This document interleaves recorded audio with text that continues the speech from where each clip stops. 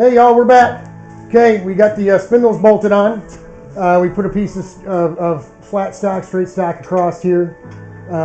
What we did is we can't hold it up here, but what we did is we ended up putting it up like this. And looking at the light gap between the stub axle and the straightness of the straight edge, we locked down one side first. Use vice grip so it's good and tight. We put a rubber band around it to hold it in place, and we got this one straight and square. Then went over and did all adjusting over there. Came back, made sure the gap was still the same. So not super technical, but we don't really need to be super technical at this point.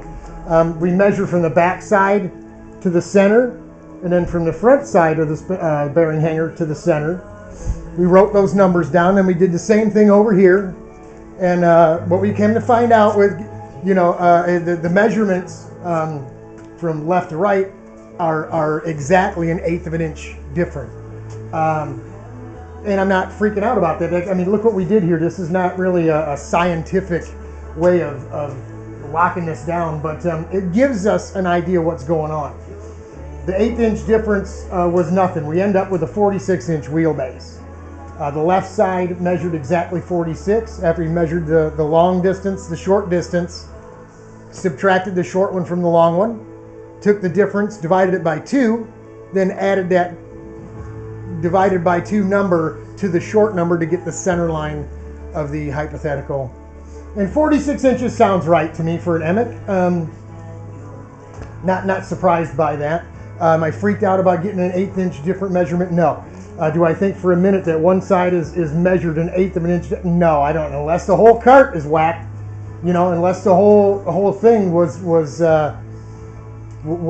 off by the whole front end is off by 1/8 of an inch, then I'd understand it.